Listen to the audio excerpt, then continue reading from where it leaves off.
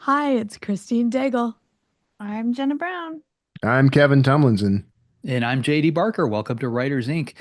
Kevin, you've been told not to play with AI. I heard I you're know. playing with AI. I'm breaking more rules. Yeah. No, so I did something, and I'm kind of proud of it, and I'm looking to see what people think of it. But I found a way. I found this AI tool to that will I can upload a book, and then it will create a podcast of two AIs discussing the book. And so I did one for every single Dan Kotler book, and then I recorded myself doing like an intro. I used AI to generate a theme song for the show, and then and then I used Canva to create like show art. And I just real quick, I mean, I'm talking like it took me probably 45 minutes total to build an entire podcast with 13 episodes, all 13 episodes in 45 minutes. So I uploaded the first three yesterday and put it out there. And it's called Deep Dive, the Novel After Show. And I didn't want to call it Deep Dive, by the way, because I have another show that I'm building called Deep Archive. And and so it's going to get confusing, but the AI keeps referring to it as the Deep Dive show. So I was kind of stuck. Oh, So that AI already it's yeah, making decisions for you it's and making all the forcing decisions. you into Here's what's doing funny. its will. This is what's funny about it. It it it it gets some details wrong about each book. Like it'll talk about plot points that aren't in the book, things like that. And I've decided to just leave all of it because it makes it feel more authentic. Here's what it sounds like. It sounds like one of those cheesy infomercials from like the 90s or something where it was supposed to be like somebody's on like a talk show being interviewed or whatever. But you can tell the whole thing's scripted. That's what it sounds like. And I love it. First of all, I will pay you to do this for my books just because it sounds like something I want. I can do I, it. I I think I've heard this before. I think Joanna did something with this where she fed it, if I remember correctly, like bullet points or something, and then Hmm. two AIs basically, went back and forth with Yeah. those bullet points and had a conversation on it. Yeah, I think that she Uh, was using Descript to do something like that. Yeah, okay. I think. I thought That's it not was what I'm that using. Google Notes or Notebook what? LM. Yeah, yeah, I think it was Yeah, that. that's Yeah, what I'm using. Yeah. yeah. I didn't know Well, if I should mention what I was using. I don't want a bunch of people rushing out and trying to do this. You got to be a no, pro. it's already done. There's probably like Yep. 100 people already It's doing done. this right now. But I will warn you, like it hallucinates the crap out of it. It gets enough things right that I decided it's a worthwhile show, and it's actually very interesting. Some of the things that it comes up with, like observations that it makes, but it is super cheesy because it's like, the guy starts saying, this book, it's about Atlantis. Uh-huh. And there's an artifact. Tell me more. And then just kind of it gets super Is there a cheesy salad throughout. spinner in there too, or like what else is It happening? slices, it dices, it makes julienne fries. Yeah, it's really it was a lot of fun to build, real quick. It's just more content. You're now it's also riddled with spoilers, just so you know. Like it's going to completely spoil the book. So if Are, you are are you able to pick the voices that you use? no, I haven't looked that close. I mean, I don't think so. I think it chose a male and female voice all on its Okay. own. But it's just I've been doing a lot of things like this lately, trying to kind of push the limits of the resources I have to see what I could do with it all, and how much I can spin it out and create more, which I think authors should be doing with their IP. But this is part of a whole plan of mine to like I'm growing that YouTube presence. I'm trying to create more content that my readers will like and appreciate and share with other people, get them excited about it so that because I also did a whole cinematic uh, soundtrack for my first book. And I'm going to do one for each book, created with I 50/50. Nick Thacker actually recorded like four tracks for me that he composed himself because he's got a background in that. But then I used another AI to generate more tracks. And then I dropped those on top of some like AI generated images and stuff and just uploaded it to YouTube. And See, people love it. I spend all my time writing. I could be doing stuff like this instead. This hasn't taken me all that long. So this is the thing. There's a point in my day where I've burnt out of writing. And I'm like, I can't write another word right now. I can maybe if give me 20 minutes, an hour, and I can get right back. But I can't go. I can't type another word right now. And so I go do something else to make myself. I don't have hobbies, I don't play video games or anything. So it's create stuff. That's what I do. So anyway, Okay. All so right. check What that is out. going? Go find my YouTube. You type in my name on YouTube, you'll find me. Go find it. All right. What is going on in the news? Oh, in the actual news, Actual news. the much less fun news, frankly. All right. This one's fun though. A star NFL player was seen reading a self-help book during a playoff game. It's now the top-selling book on Amazon. This Sunday, as the Philadelphia Eagles hosted a playoff game against the Green Bay Packers, wide receiver A.J. Brown opened a book. The book was Inner Excellence, Train Your Mind for Extraordinary Performance in the Best Possible Life, written by Jim Murphy, a former professional baseball player and self-described performance coach who helps athletes build mental toughness. That's a book that I bring every single game, Brown said, adding that my teammates call it the recipe. The book quickly soared up the charts. On Monday afternoon, it was #1 on Amazon's bestseller list.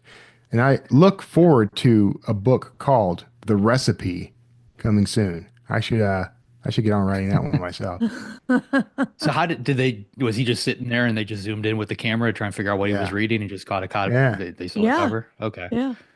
Yeah, and apparently he does this every single game, but this is the first time anyone's caught it on camera. So, Huh. so now I got a flood of like 10,000 readers, telling me I need to get my book into the hands of an NFL player. Like that's something I can just go do. Yeah. I mean, my I mean, context matters, right? Like, Yeah. I mean, a football player reading any book, like, I do think, oh, that guy's successful and he's reading it. I think you'd probably want like, Reese Witherspoon reading your book on a beach. That's what you want to get Yeah. out those fiction readers. well, he's supposed to be playing football, right? Not reading a book. But Well, he it's was a performance book, though, right? yeah. So it's for Yeah. football. It's All pertinent right. to what he's doing at that time. Yeah, yeah. I guess. The Okay. key to his success. Inspiration, motivation. Mhm. Yeah, Yeah.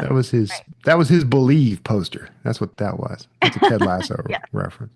So So you need to, the moral of the story is you've got to figure out who they lease their plane from or their buses to get to and from, so you can put one on every seat before they actually load whatever there you go.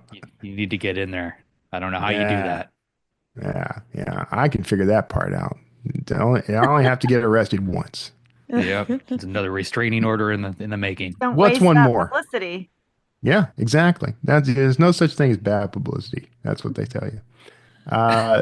Next up, book trend predictions for 2025. The folks from Book Riot and others in the publishing and book selling game or world gave their book trend predictions for 2025.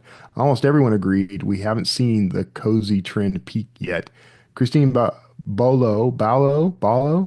Christine Barlow, director of programs at Loyalty Bookstore and juror of the 2024 Kirkus Prize for Fiction, suggested that we'll see an uptick in popular witchy books following the success of the Wicked movie and Marvel series Agatha All Along in 2024. On the other end of the spectrum, readers looking for an escape from current events might look toward darker and more twisted fiction like twisty horror and grim near-future dystopian books. Multiple book professionals suggest a return to vampire books, especially in dark fantasy and horror. Hannah Oliver Depp, co-owner of Loyalty Bookstore, said, "The most requested thing I'm hearing from readers right now is for books about women's revenge and angry women behaving badly, or my wife's diary. Absurdist and laugh out loud funny books have been on the rise. In nonfiction, the books that make the biggest waves are likely to have a good sense of humor or a hopeful, inspiring message, like my forthcoming book, The Recipe." Other book professionals suggested that as the big publishing houses reduce risks and look for safe bets, they'll focus more resources on acquiring self-published books with a proven following. Good news for us all. except for Jenna, who just doesn't. She refuses to get on board the self-publishing train. Yeah, I won't do the self-publishing train, but I will write about unhinged, angry women going completely off the rails. I can commit to that. Who may or may not be witches or vampires. Right. I like vampires. I wrote vampires. People who like They vampires. they literally ticked off every genre, I think, in this Yeah. story, right? Like it's supposed to be singling out the one place you're supposed to be. And like That's what I I'm was so thinking. confused. I don't know what I'm supposed to write I don't know. anymore. What we Chil- need don't is a write self. children's. Children's is declining. Yeah, they did talk We- about yeah. YA will continue declining. Because I think they're just struggling with that. We need a self-help book about vampires who are dark women. What is it? What is it? Funny and angry at the same Funny, time. angry, badly behaving Unhinged. women vampires giving self-help advice. I like That that. is a perfect with a title right color. Called there. The Recipe. That would sell. Maybe- That's your title.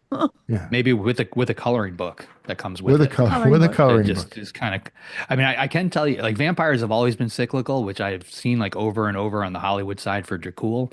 And Nosferatu is gonna completely kick it out of the park, I think, and reignite that. And I don't know if this is true or not, but I heard the other day there's a new Twilight movie coming. I don't think there's a new book. I think it's just a new movie, and it's basically the main characters, 20 years later, wherever we really are. Somehow they're not going to age in the movie, I guess, because they're vampires. They're not supposed to. I don't know how that's going to work, but it's basically present day Twilight, like just kind of checking in on everybody. Weird.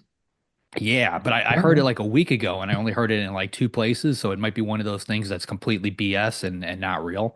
I would So actually be really surprised because what's his name? Robert Pattinson. Pattinson. Like, Yeah. yeah, he was not a fan. Like, there's whole extended edition DVDs where he's like just sitting there like trashing the books and like series of interviews where he's just like gets increasingly more like flippant and insulting, which is shocking they let him get away with that. But I'd be surprised if he signed on. Well, I mean, I get away with it. So Well, flippant and insulting. I'm because not sure because he you're a was so global popular movie before. star, but Did anybody know who he was though before the Twilight movies? No. Like No. I I don't love know it who he when is now. I love it when actors like crap on like the franchise that basically brought them to the spotlight. You see Right. it a lot in the Marvel movies too. Like Yeah. they play the same character for a couple of years in a couple of movies. They make a gazillion dollars, get super famous, and they're like, I did not want to do that. I didn't want any part of it. Well, You he know, was it's- doing it while they were like before. It was like it wasn't after. It was like during the press tours. Well, I mean, while and they his- were like filming more He movies. finished his lines and he looked at Yeah, the camera and said, "This movie sucks." in his defense, I know a lot of these guys, they get stuck under a contract where, they Yeah. sign on for one particular movie and they're required to do something else for either that production company or the studio. And sometimes they get roped into doing something like this. They may not want to. So maybe that happened. But yeah, no, he's Listen. complained about this from jump. It endeared him to me. I was like, he's That probably tracks. a Scorpio. I really appreciate that, like, he shows up, he does what he's supposed to do, but he's going to tell you exactly what he thinks about it. And I really appreciate that about Robert Yeah. Pattinson. I think he should keep on doing it. I still have my plastic Team Edward cup from McDonald's around here somewhere. Oh my gosh. I'm going to confess to you that I never saw those films, never read the books. I think I just that never if got into that. So watch a vampire movie and you are on the side of the werewolves, that there's just something wrong with you. And that's all I'm going to say about that. there's werewolves in this movie. Yeah. All right. Got it all. Right. Okay. Moving on. Is RedNote safe?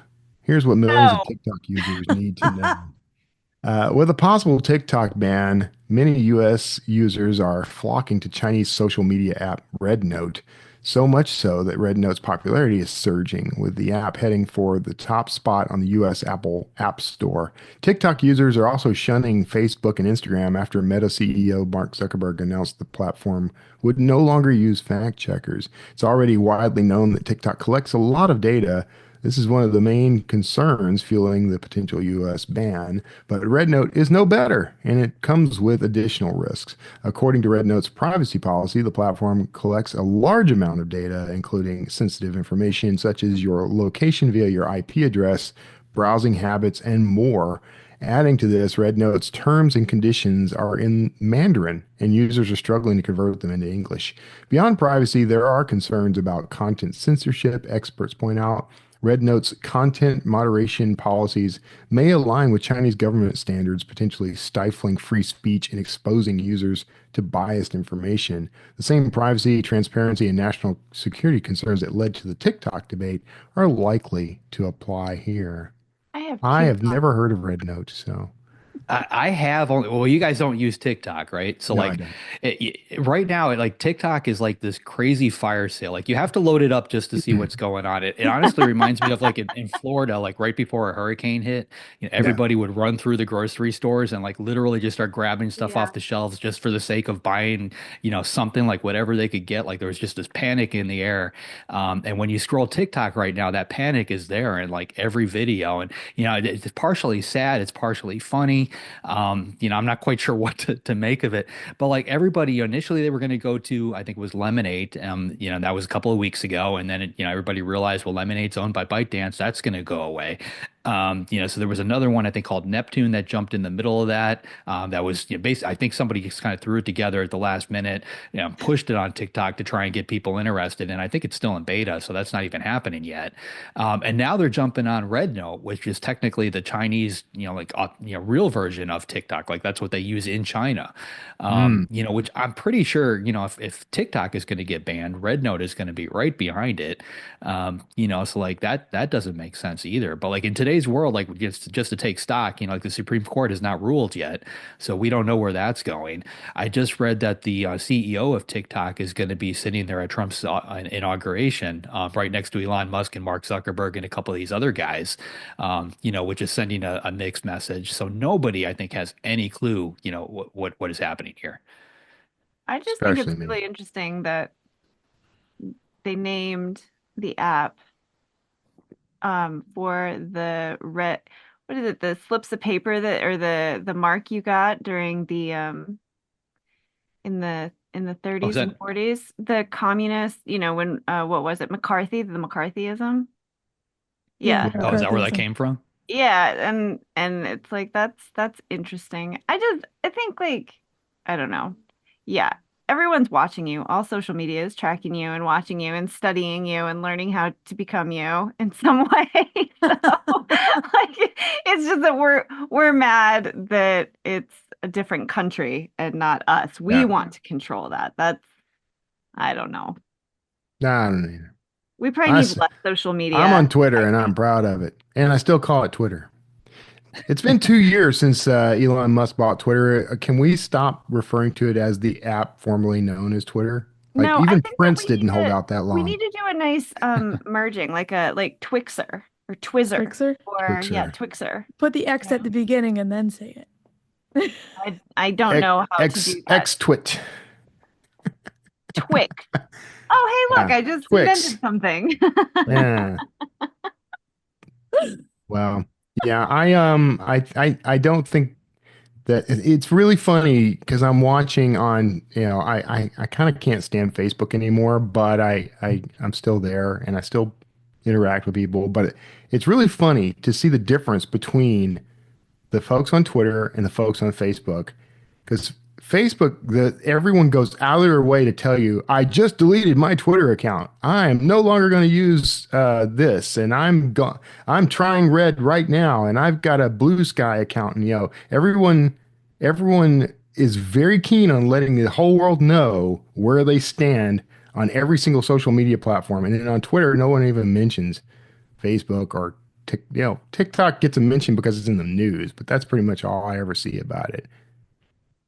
Nobody Well, plays that game. Every social media is a really interesting thing because they all have their own like their own culture, I guess, Yeah. really. And I think it's sort of a fascinating glimpse into society as a whole, like, to have an account on all of it because Instagram is very different and It's a metapocalypse, man. We all dreamt of the day where everyone could know who we truly were. And then this tool comes along that lets you reveal yourself Don't and do it.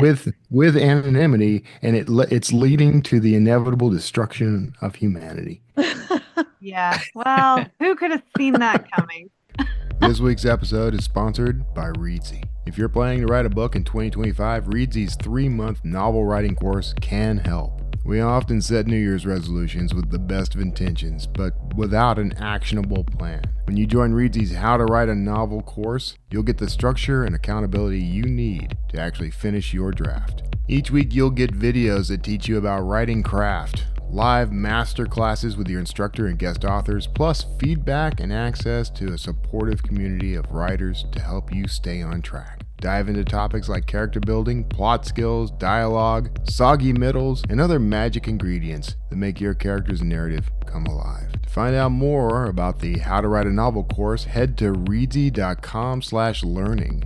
Registrations are now open for the next cohort start on March 3rd, but be quick as spaces are limited. Use coupon code WritersInc at checkout for 10% off the tuition fee. Check out this course now and you could tick write a book off of your bucket list by spring. Who is up this week?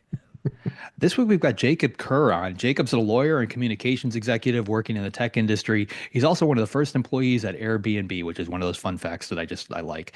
He recently penned his debut novel. It's called Dead Money. It's a twisty journey through Silicon Valley's dark side wrapped in a stunning mystery. Here he is, Jakob Kerr. All right. Well, welcome. Thank you so much for coming on our show today. Thanks for having me. It's my pleasure. Yeah, I was really excited when I read the blurb for your book. I just thought Silicon Valley is ripe for all kinds of nefarious acts to go on. So before It's true.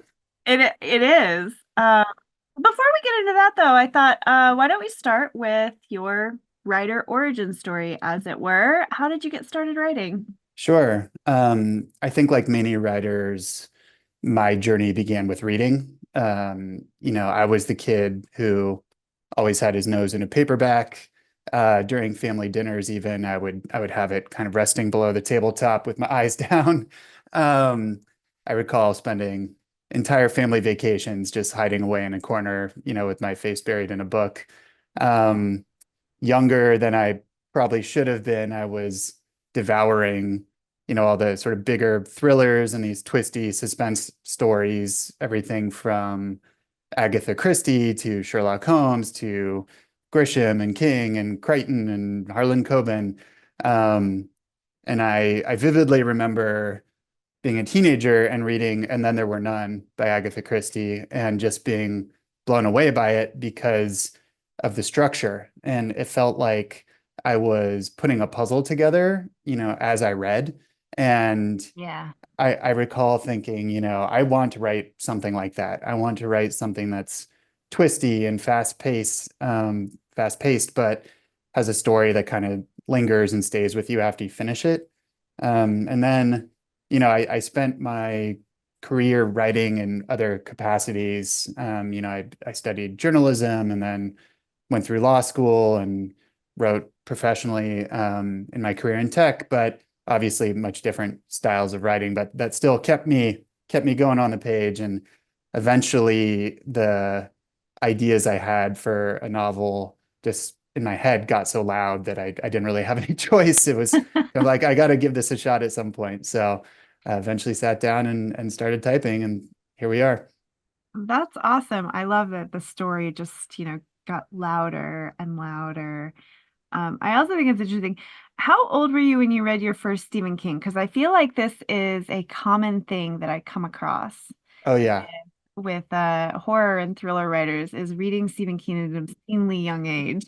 Yeah. The first book I read of his was The Shining, and I don't Going remember exactly. Yeah.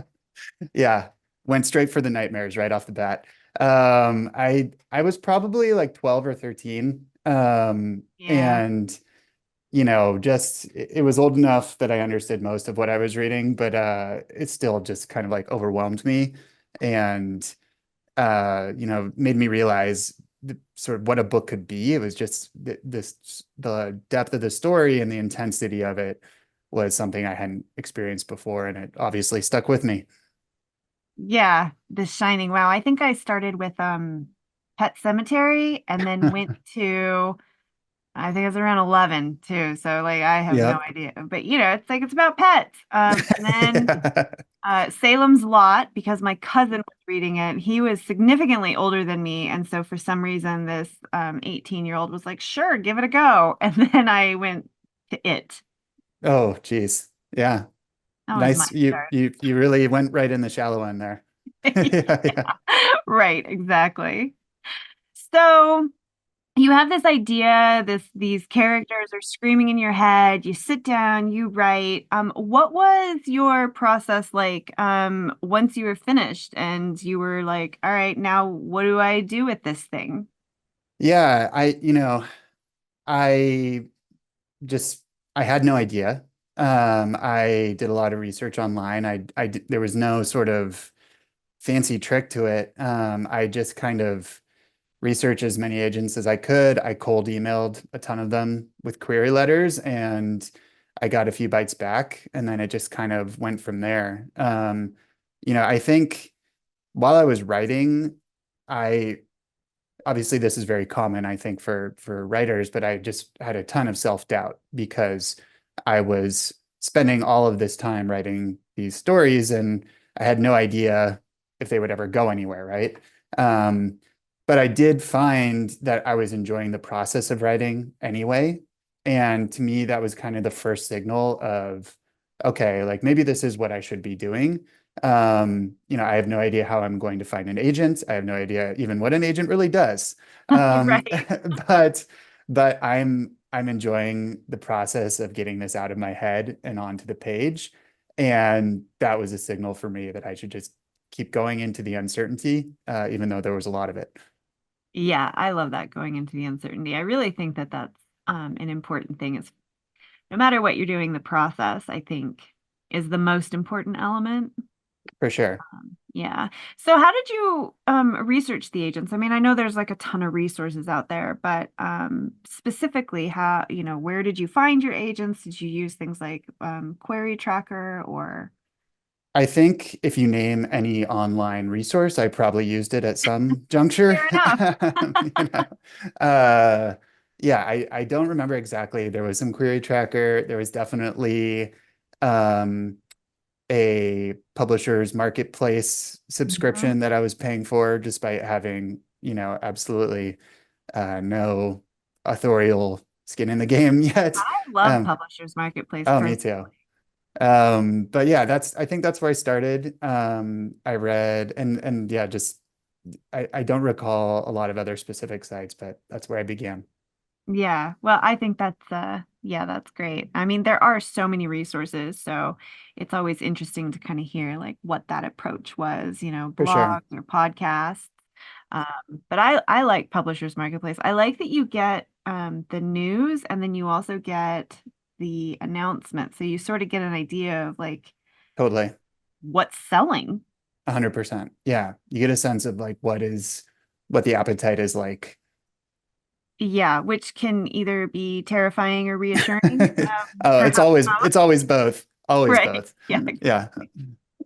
So what was your biggest obstacle in writing the novel, Sure. all the way from drafting to your publishing experience? Yeah. I think there were two sort of obstacles. One is what I mentioned before. One of the obstacles was overcoming self-doubt. I think some important context here is that when I was writing Dead Money, it felt a little bit like an out-of-body experience because I began writing it when my wife and I had two boys under the age of two. Oh, So wow. so I was writing in short bursts wherever I could, between naps and diaper changes, and I was running on very little sleep. Um, that did have some added benefit in that I couldn't be overly precious about the process. I just had to write whenever I could. It helped me from getting stuck in my own head.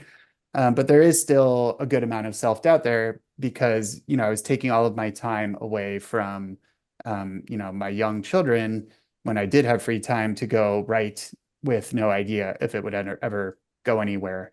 I think two things kind of helped me during that process. One was just having a support network I could lean on, my wife, my family, my friends, sharing with them what I was doing, talking to them about the book, I found really helpful. Writing is such a solitary process, but bringing other people into it can really help you push through and sort of validate some of your ideas. And then two is, I enjoyed the process. I felt like the more I wrote, the better I was getting. I have a friend who's a comedian, and he says, enjoy the process of getting better. And I felt that, and it stuck with me, and it sort of helped carry me through. Nice. Yeah, I love it. I think the process and then your support network. Although I have heard from other authors that sort of they deliberately will write like either late at night or really early in the morning when they kind of are in that half sleep thing. Because Sure. like you said, it's sort of like you're not alert enough to Yep, have anxiety over what you're writing. So totally. that's an Well, interesting trick. yeah, I mean, with two really small children, I was never alert ever because I never had enough sleep.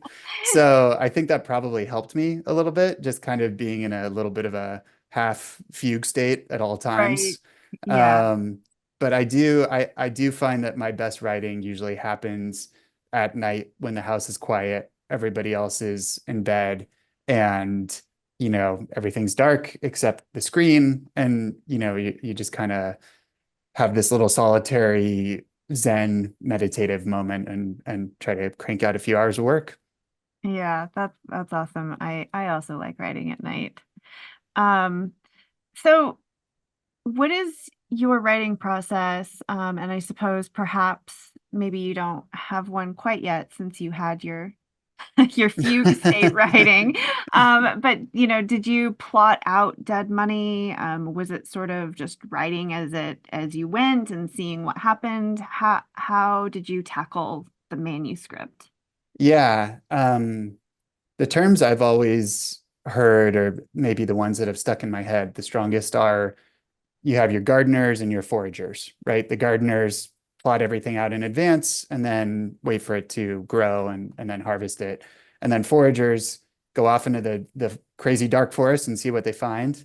I am definitely a gardener by nature.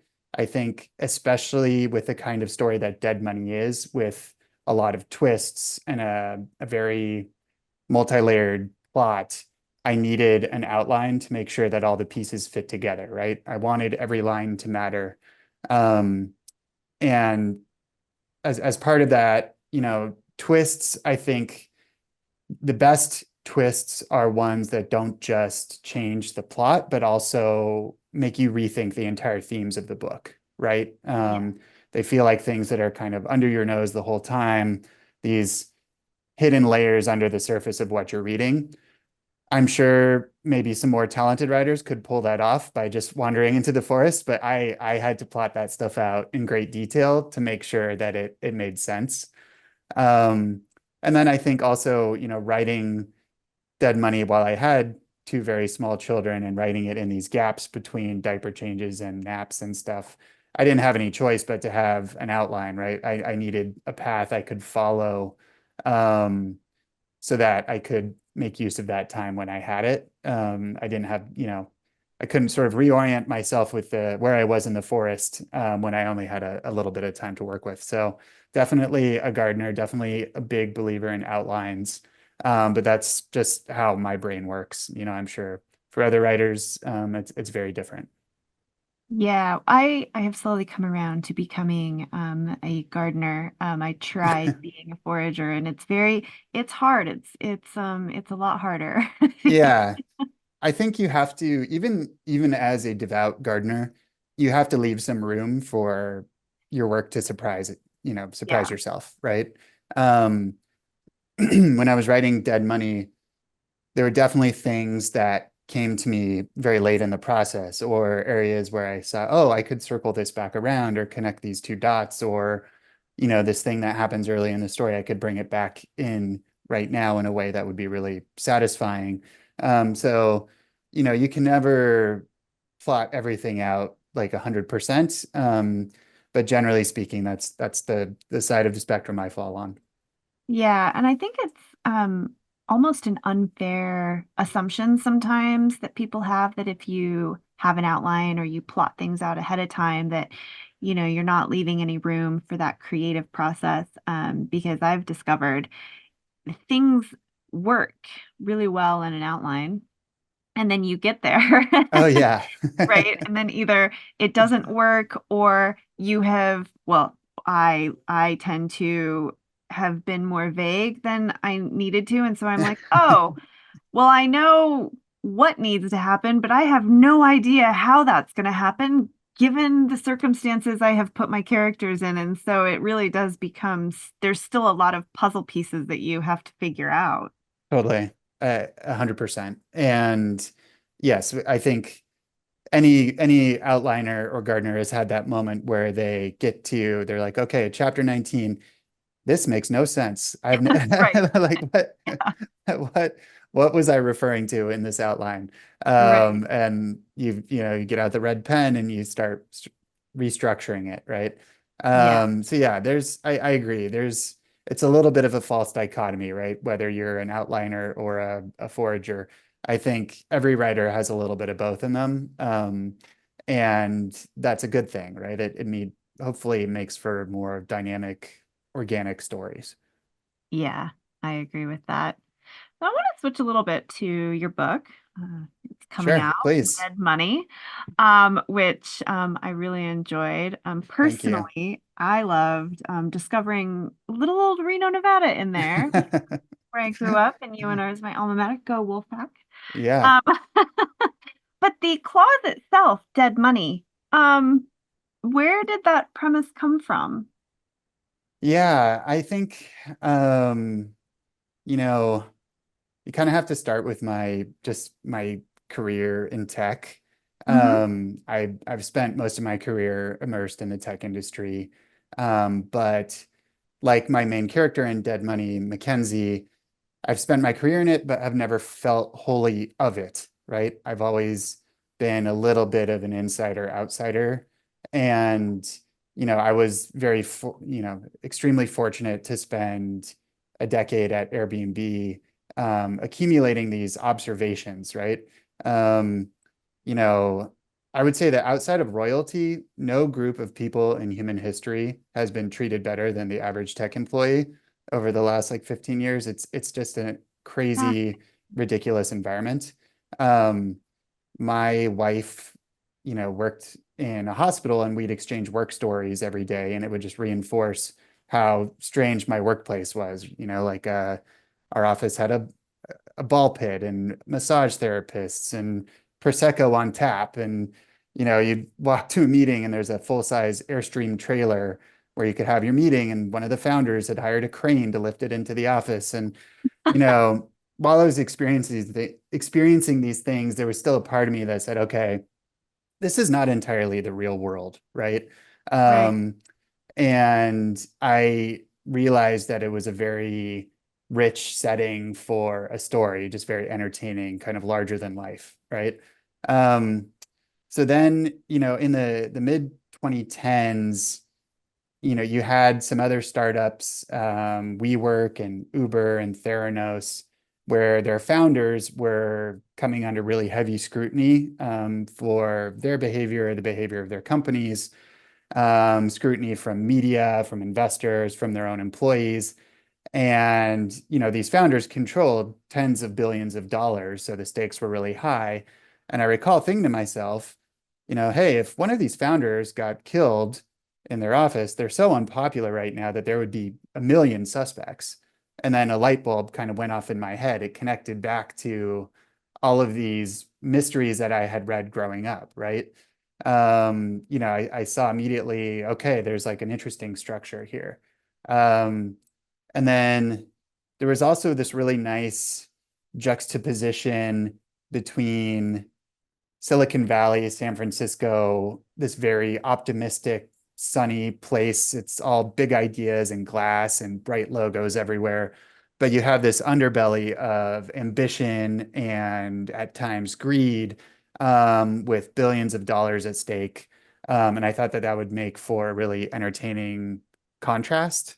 And so all of that just sort of swirled together into my head and kind of started building upon itself and formed into Dead Money. That's so interesting. I mean, I do agree. Like you read the stories about some of these companies and the perks and the benefits and then you combine that with the scandals and, the scandals are massive, I mean, like you said, billions of dollars. Sort of makes the 80s look like amateur hour a little bit. Well, yeah, and I think that's an interesting observation because, you know, you could, one of the things I was thinking about was that during, I think sometimes the fiction stories follow the money, right? So like in the 80s, you had a lot of really interesting thrillers and stories that were set in Wall Street, right? Right. Because the stakes were super high, that's where the money was. Then in the 90s, you had The Firm and Pelican Brief and Big Law. And, I loved all those. And it was because all of the money was in Big Law. And now I think over the last decade or so, clearly all the money has flowed into tech. And that's where the stakes are highest. And you also have this sort of larger than life surreal backdrop of these crazy personalities and these over the top offices. And it just makes for a really rich palette. Yeah, it was definitely those little details were very fun to read about. And yeah, it's just like really interesting. Um, so as you mentioned, you went to law school, you work in the tech world. How did that experience outside of just these stories that you had created, but how did that experience shape the characters in the story? Did you find that you had to tone down some things or amp some things up, or is everything pretty consistent with what you remember life in the tech world? Yeah, I mean, it's a fictional story. Like it's designed to be, I wrote Dead Money to be as entertaining and kind of high wire as possible. Um, you know, it's hard to say exactly. It's between law school and the tech world. There were some similarities, some commonalities, a lot of ambition, a lot of strong personalities, a lot of characters. And I don't really know. It was a very organic process of just kind of experiencing these things and then accumulating all of it in my head and translating it onto the page. I think, you know, every character in Dead Money probably has a little bit of me in them, but also a little bit of 4 or 5 different people I met during my time in the industry, right? Mm. Um, I do think, you know, one thing one thing I experienced in tech was because there's so much money everywhere and so much money floating around, people tend to act a little bit more, I don't know if assertively is the right word, but it brings out certain personality traits in people. Um, but at the same time, the tech industry has this very sort of huggy vibe that it tries to evoke. And so you get a lot of folks that are into that as well. It's an odd place. And I never, I never really lost sight of that. One other benefit I will say is going to law school, I had a lot of experience in these very dry environments, right? There's a scene in, I don't want to give too many spoilers here, but there's a scene in Dead Money where Mackenzie receives a, potential, she's interacting with a law firm and she receives like an employee handbook or something. And I got those same documents from law firms, right? I've seen the inside of a law firm, and then I saw the inside of a tech office, and I saw how completely different those things were. And I think that that helped me, when I was in that environment, just kind of keep a little bit of that insider outsider perspective. Yeah, I thought that was actually really well done. Just the constant and Mackenzie is such a fascinating character because she's sort of tech adjacent instead of sort of being in the tech world. And then you have the very rigid FBI officer. And so there were like a lot of these very distinct personalities, but they all hover around the world itself, which I thought made for some really good contrast, especially for anyone who maybe isn't familiar with the tech world outside of the headlines, just sort of to kind of see how this world actually operates and orbits. Sure. Yeah, thank you first. I really appreciate the kind words. But also, Mackenzie, I wanted her to be an insider outsider because she could take readers through this world, while also maintaining her own sort of very distinctive, somewhat snarky perspective on it, right? Mackenzie, our main character, she's immersed in the tech industry, but she doesn't have access to the billions that are swirling in it. She doesn't have access to the levers of power that are sort of manipulating all of this money around. And, I think when I was writing Dead Money, for me, Mackenzie always was naturally a woman, in part because tech is still very much a boys' club, right? And much to its own detriment. And it's an industry where women like Mackenzie can often be dismissed or underestimated. But I wanted to write a character who used that dynamic to her advantage, right? So as an investigator, she can use the fact that she's underestimated to her advantage. The first chapter is all about that dynamic. You have this sort of very generic white dude who's frankly an idiot, but he's part of the boys' club, so he has money growing on trees. And then you have Mackenzie, very far from the boys' club, but she's confronting him, and she's able to use the fact that he's underestimating her to her advantage. And I really, wanted that dynamic to carry readers through this journey of Silicon Valley, right? And yeah, that all sort of coalesced together into her story. Yeah, I really did like how you did that, not just with Mackenzie, and I won't spoil this for anyone who hasn't read it yet, but with several of your female characters, that there is this constant undertone of knowing exactly what world they're in, not caring, and still using that to their advantage in very surprising ways sometimes. Thank you.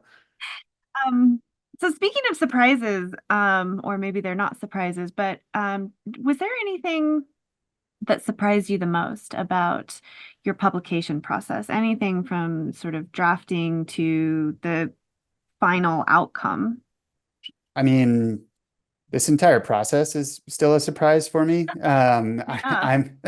I'm surprised that people are reading this crazy idea that knocked around in my head for years and years, and I'm still going through an adjustment period of people I've never met having interest in this thing that I wrote. It was you go to bed every night for years with this thing just kind of knocking around and making noise in your head, and then you put it down on the page. You have no idea how it's going to go, and to see people receive it the way that they have has been incredibly gratifying, but also just very surprising. Like I didn't know what to expect. So everything about this process has been a surprise for me. I would also say one other big surprise for me was just, I didn't fully know the process or the role that editors played in the process coming into it for the first time, and how invaluable they can be.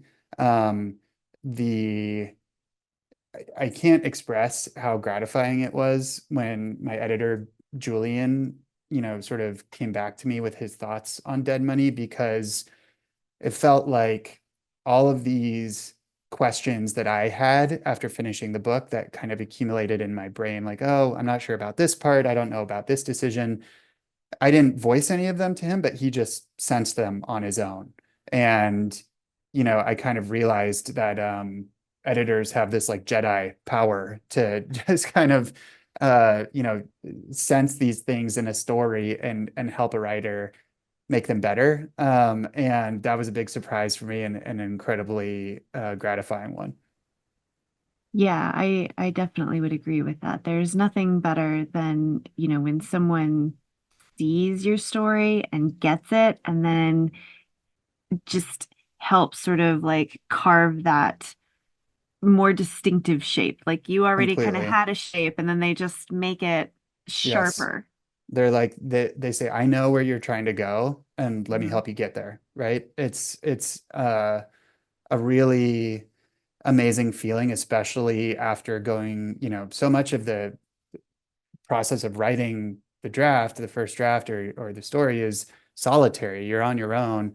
And so when you bring other people into it, and it's such a rewarding process, it's extra rewarding because you've been sort of sailing alone for such a long time. And then these other people come on the boat and they're like, let me help. And it's really amazing. Yeah, I would agree with that. Getting that extra, there's your personal support team, but then now you have that professional support team, and that really is very, very nice to have.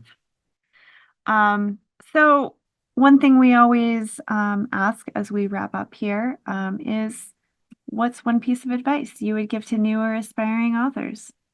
Sure. One piece of advice I would give to writers is a piece of advice that I was given long ago, which is write for yourself. Um, Enjoy the process, enjoy your subject matter. Somebody once told me, if you don't enjoy what you're writing, it's very unlikely anybody else will. Um, you know, I had a ton of self-doubt when writing Dead Money. I think that's very common. Any writer on earth can identify with that. Um, but I kept going because I found that I was enjoying it. I enjoyed putting the puzzle together, writing the interactions between the characters, mapping out the twists. And I realized, even if this doesn't end up being published, even if it just ends up being read by my friends and my family, I'm really enjoying the process of getting this out of my head and onto the page. And that carried me through.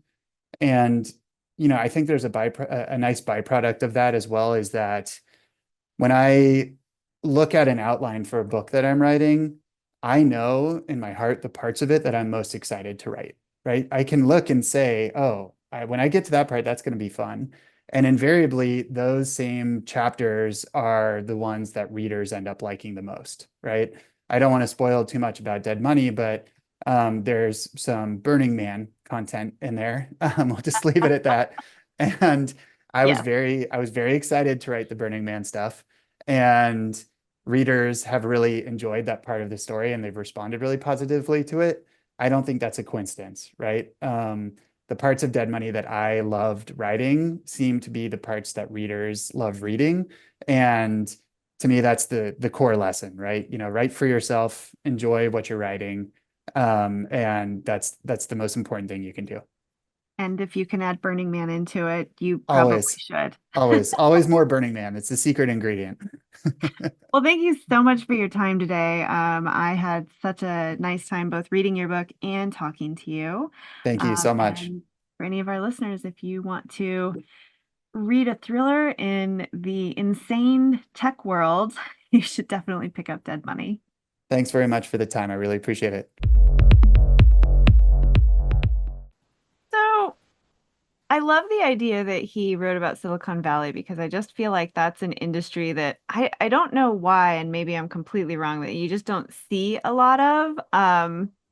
What what's an industry that you would write a thriller in that you just think is like fascinating and the perfect setting?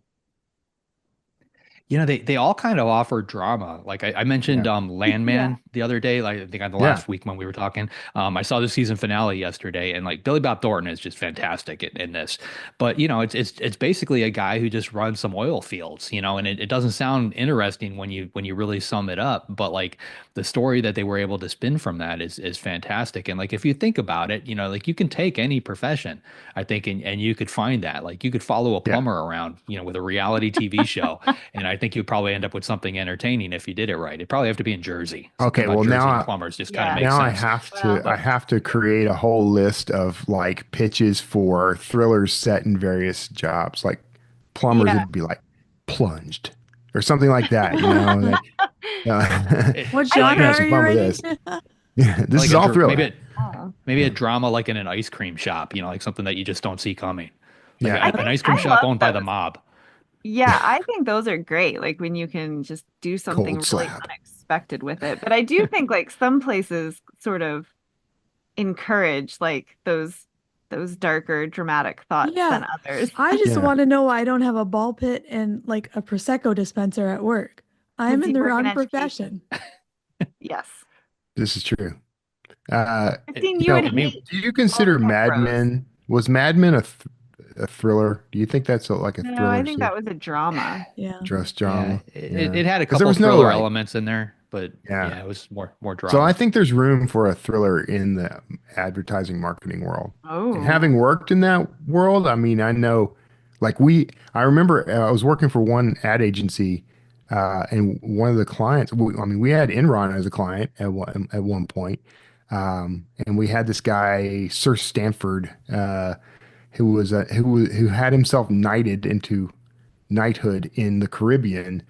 So he was really he was really into himself. But like, I remember his offices were around the block from my home. And one day on my way to work, and I had their account. I was the copywriter, handling all their stuff. And I drove by the office, and there was an FBI raid going on. And I'm like, okay, I'm thinking we just lost a client.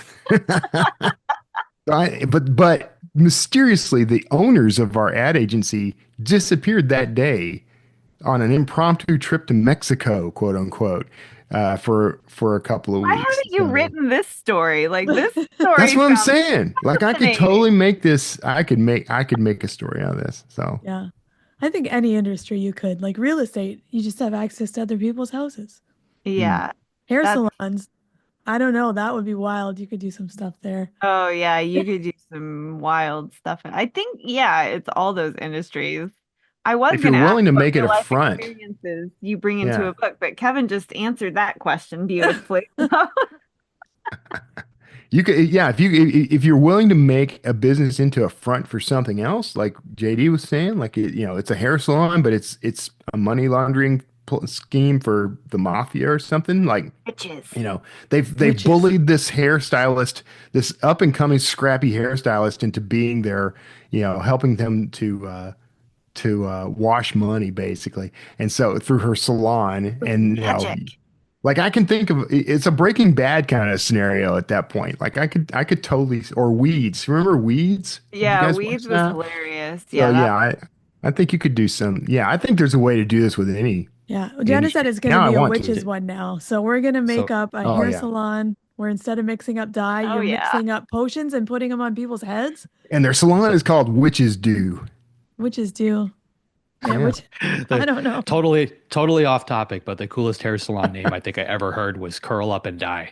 Oh, we Oh, have one that is this year. Yes, Yeah, fantastic. it used curl to, up and yeah, it die. used to be in Fort Lauderdale Beach. All right, so I Oh think we've all wow. answered Jenna's question. The answer to Jenna's Okay. question is yes. It Yes. Yes, can you be can do done.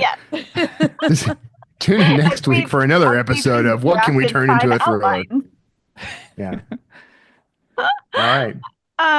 He had mentioned at one point, that one of the hardest parts of writing a book is writing that story that balances being both a page turner, but also kind of one that lingers. And I thought like that is kind of the sweet spot to hit. So is that how you see like sort of like an end goal of writing? And if you do, like what tricks kind of help you actually do that?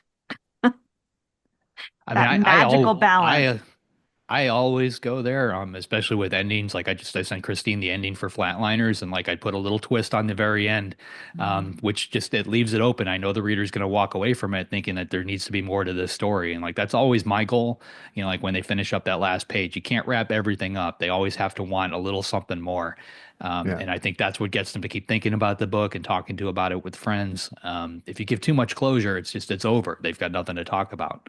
That's really interesting, because I think what they tell you, especially for debuts, right? When you query agents, they want to stand alone with serious potential. But, if you listen to a lot of people, they'll tell you like your debut has to it has to have an ending. It has to be satisfying. And so like trying to find that balance, I think is really hard. So how do you know when you're not going too far with that dangle? Well, you have to close up all the major threads from the original story that you were telling. Like that's what gives you the Yeah. standalone thing. The little twist that you're talking about that I think you need to put at the end, like that can literally be one or two sentences at the very end that just, you've wrapped everything up, sun's going down, characters walking away, and then this particular thought, one sentence, just something. But this like if you take that sentence away, the story should still work 100% as a standalone. It's a little carrot at the end. Yeah. Ah, This is actually something that I think about a lot because I think we've probably all read page turners. And then when I'm done, I'm like, I couldn't stop reading that, but I have no idea what that book was about because you forget yeah, it like the next day. Um, but for me, it's always like a big idea. I always like something that's someone's going to have to think about a little bit, maybe is a little bit of a mind stretcher or concept they don't know something about, or just something that makes you think a little bit, not like deep cogitation that's going to slow pacing down, but maybe just a new idea you haven't thought about before that makes you go, oh, that's cool. Something that yeah. sticks in your head. I do try to think about that. I think about the books where they do that, where it's like, and I guess I never looked at them in quite the same way as like sort of like that question in your head, but where like you just know that there's so much more possibility. Like, Yeah. like, yeah, like the story is done, but like I just want them to keep going. And I wonder if there's a difference between the two. And maybe it's genre specific. Maybe you need the question in a thriller, but sort of more of like the expansion in fantasy. I don't know. It's Yeah. interesting to think about. Yeah, I love Mm. big idea books, like especially in fantasy. There's one that I read, Embassy Town, which now I'm going to spoiler. Sorry if you haven't read it, skip ahead like 10 seconds. But just the idea of like a species who can't lie. Hmm. And so when they hear another species lie, what that does to their brain. And I just went, that's wild. Like just those things that you've never thought about. So, I Yeah. mean, it's a little Mm. bit more difficult to do when it's not a fantasy genre, but I think you can do it. Like I in think thriller. the Three Yeah. Body Problem played with that a little bit. Oh yeah, I love Three Body Problem. It was one of my favorite books. Yeah. But like those things, especially if you're doing near future, Hmm. like Yeah. thrillers, I think you can go, well, here's an idea maybe you haven't thought about. And when people just go, whoa, that's the kind of thing that I talk to my friends about, and like, oh, just here's this concept and what do you think about it? And it's in this Mhm. book. And and then people go, oh, that's neat. I want to pick up that book.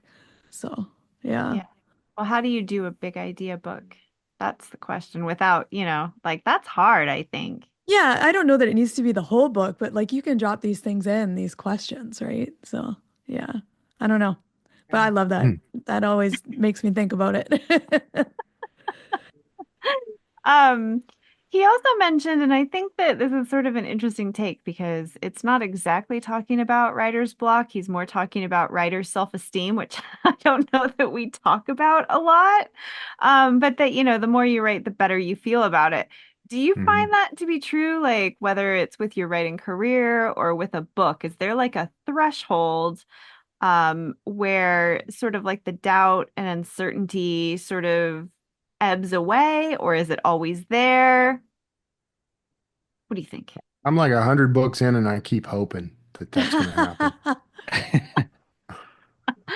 I mean, I mean, go ahead, JD. we're going through, we finished the first draft of the Flatliners book, so like right now I'm going back through reading what we wrote and like I feel very good about it, but like I think when we get to that end, like you spend so much time on a project, you're so close to it, you see all the flaws in it and things like that. I think that's what causes that kind of doubt. But, for me, I've always gone back, just reread something that I've written and it kind of reinforces the fact that I know what I'm doing. Yeah, same thing. I think it's like sometimes it's you get in the middle of it or near the end. I think that's where I feel the resistance the most. Like I'm like, oh God, what did you write? This is awful. It's going to Yeah. take so much revision. You're going to need a sledgehammer. And if you just push through that to the end, then Hmm. you look at it again, you're like, actually, I don't need a sledgehammer. I just need a scalpel. Just need to fix these couple of things Yeah. here and there. And then I Yeah. do feel better about it for sure. That's I'm going through that right now because there's things I had some ideas here like much further along in the book that I'm like, but I didn't set any of that up, and Yeah. I did a completely different thing. I used a completely different name for this person or whatever, and so it's nagging at me, making me think, oh, the book sucks. It's going to just spin apart, you know. But all I got to do is loop back, which is something I do as a process anyway. And, Yeah. you know, I might have to stop my forward progress long enough to loop back and fix it all. Because I've also found that informs the rest of the. So, like, you know, you get to, I don't have muddy middles so much as I have muddy every quarter of the book, right?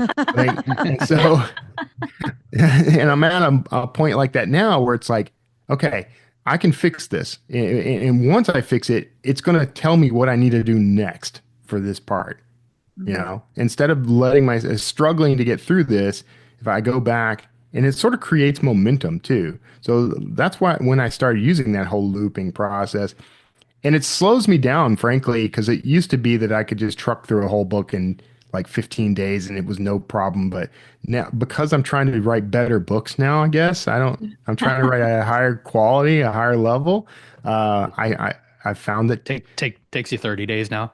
yeah, now I'm doing, it's like 16, 17 days now, and instead of 15. Wow. No, it's taking longer. Had Kevin problems. The more I care about it, the longer it's taking me. Let's put it that way. The trick is, you know, like if you're on page 300 and you decide all of a sudden this character's got to have a gun, he needs it on page 301. You know, so on page 301, you write your scene, the character's got a gun. Then you need to follow through with it. You know, that character had a gun the whole time, you know, so like you have to buy into whatever your fix is and you have to carry it through to the end of the book. For me, whenever I do that, I've got a page in my Scrivener file called things to address on the next draft. And anytime I do that, it's like when I add that gun, I go back and put, you know, Bob Jones had a gun. You know, like, and I need to address that. So that means that earlier on, page 20, page 30, I'm going to seed something in there so that it's been there the whole time. You know, which, by the way, Bob Jones had a gun is a great title. It kind of sounds like a country song. That's Johnny the Cash title song. of that's going to be my advertising thriller. Bob Jones had a gun. That's the Subtitle, the recipe. That is Perfect. a great, recipe. Yeah, I think it's like the resistance. Right? Stephen Pressfield talks about that a lot. That the bigger the resistance, you know, actually the closer you are, and like the bigger the goal. And so if you learn to overcome that resistance, then that I think you can hit The that War of threshold. Art is a great book if anyone needs to read about resistance and pushing through it by Stephen Pressfield. Highly recommend. So I need to reread that, I think. Yeah. It's been quite a while. But I remember that having a profound impact on how I thought about that whole process. So. Yeah, he's got a great newsletter too. It's just once a week, and it just, you know, they're just no nice more newsletters, little I'm done. reminders. Like, oh yeah, all right. Yeah. Awesome. Okay. So with that, JD, who is up next week? Next week, we've got Joseph Finder coming on. Joe's the New York Times bestselling author of 15 suspense novels, including The House on Fire and The Fixer, Suspicion. 2 of them have been made into feature films. His latest book is called The Oligarch's Daughter and releases January 28th. Joseph Finder. Fantastic. If you'd like to be notified as soon as new episodes publish, make sure you go to writersincpodcast.com and sign up now. We'll see you next episode and have a great week of writing. Thanks for listening to this episode of Writers Inc. Access the show notes and leave a comment at writersincpodcast.com.